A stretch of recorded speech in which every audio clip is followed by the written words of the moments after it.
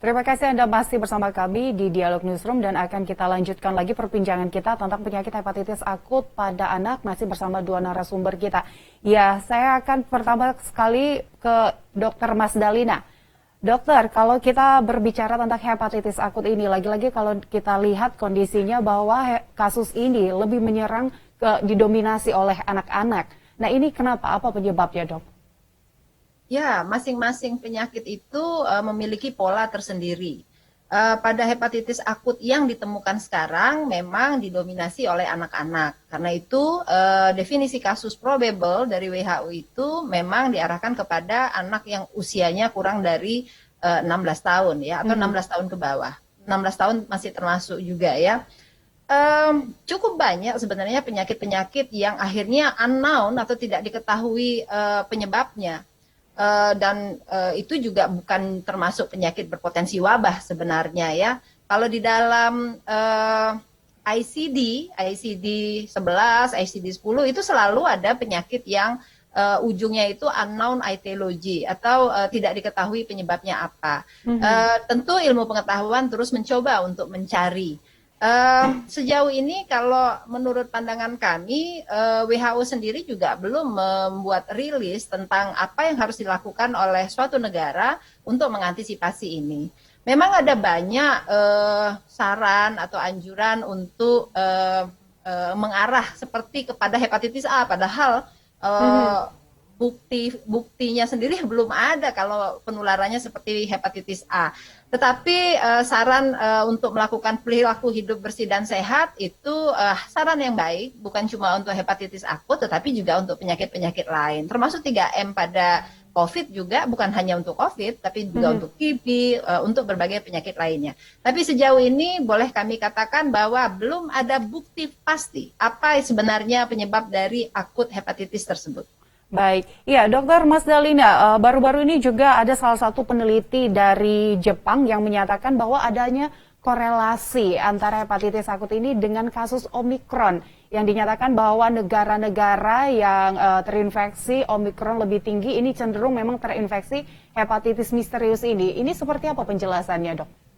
Setiap kemungkinan selalu ada untuk membuktikan penyebab pastinya itu yang harus diselidiki. Tidak bisa hanya karena kasus COVID-nya tinggi, kemudian di negara tersebut juga kasus hepatitis akutnya tinggi. Atau karena jumlah cakupan vaksinnya tinggi, lalu kasusnya juga tinggi. Penemuan kasus itu juga merupakan bagian dari baiknya sistem surveillance suatu negara. Jadi kalau kita menemukan kasus yang banyak bukan berarti bahwa negara tersebut memiliki masalah yang tinggi terhadap masalah tersebut. Tetapi dia mampu mendeteksi lebih dini. Dan yang terbaik adalah walaupun ditemukan banyak, tidak banyak yang meninggal dibandingkan kita temukan hanya sedikit, tetapi sebagian besar yang kita temukan itu sudah terlambat untuk ditangani atau akhirnya meninggal. Iya, baik. Saya bergeser ke Dr. Hermawan. Dokter, ini seperti apa kesiapan dari rumah sakit sendiri menghadapi kasus hepatitis akut di Indonesia yang bisa dikatakan ini cenderung ada peningkatan? Ya, jadi Kementerian Kesehatan sudah memberikan surat edaran ya kesiapsiagaan menghadapi dan menyikapi adanya hepatitis akut ini. Jadi seluruh rumah sakit, khususnya rumah sakit di bawah pemerintah, baik pemerintah pusat maupun di daerah berupa RSUD, itu sudah memiliki kesiapsiagaan. Bahkan di puskesmas-puskesmas, seperti halnya di DKI Jakarta, protokol terhadap penanganan orang dengan gejala yang berkaitan dengan radang hati ini sudah mulai dilakukan dan termasuk dalam proses screening adalah pemeriksaan SGOT, SGPT, dan juga adanya pemeriksaan tambahan apakah pernah terkontaminasi dengan orang-orang yang sudah teridentifikasi bergejala sejauh ini. Tetapi kalau kita lihat secara umum memang ada dua pendekatan yang menjadi kewaspadaan berkaitan dengan potensi penyebaran melalui saluran pernafasan dan potensi penyebaran melalui saluran pencernaan yang memang khas hepatitis. Oleh karena itu rumah sakit di dalam upaya untuk screeningnya pasti akan melakukan pemeriksaan terkait dengan dua hal ini. Dan sejauh ini saya rasa untuk hepatitis secara etiologi umum itu sudah diketahui untuk A, B, C, D, dan E. Tetapi memang untuk unknown ini yang memang belum diketahui ini tentu kita melihat bagaimana konstelasi dan dinamika di negara-negara lain juga.